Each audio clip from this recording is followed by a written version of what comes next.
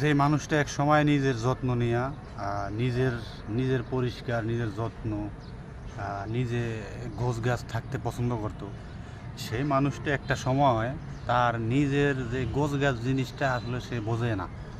একটা সময় আসে এরকম যে তার নিজের প্রতি কোনো যত্ন কিংবা তার নিজের প্রতি খেয়াল জিনিসটা তো সে আসলে মনে থাকে না, ভুলে যায়। তার কারণ কি জানেন, যখন একটা মানুষের যখন দায়িত্ব হয়, দায়িত্ব হইলে কিন্তু কাল তখন সে সে তার পরিবারের কিংবা তার সন্তানের দায়িত্ব পালন করতে যায়, তার নিজের যেই দায়িত্বটা মানে নিজের জন্য যেই ভালো থাকার দায়িত্ব সেটাই কিন্তু গেলে সে ভুলে যায়। তার কারণ কি জানেন, তখন তার মাথায় একটা চিন্তাই থাকে যে তার পরিবার সন্তান পোলাপাইন যদি ভালো থাকে তাহলে সে ভালো। হুম তাদের নিয়েই তার আসলে ভালো থাকা, তাদের নিয়েই তার সৌন্দর্য, এছাড়া আসলে তার ভিতরে গোছ গাছ থাকে না। এই জিনিসটা আপনি সবসময় খেয়াল করবেন, যে কোনো ক্ষেত্রে খেয়াল করবেন।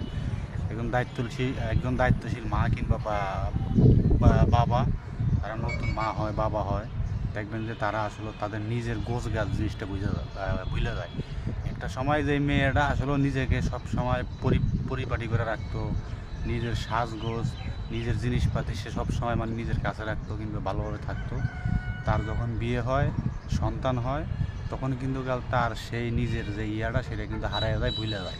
তো এইটাই হলো একজন দায়িত্বশীল মানুষের, একজন দায়িত্বশীল মা কিংবা বাবার কাজ। এটাই স্বাভাবিক। তো আসলে বুঝতে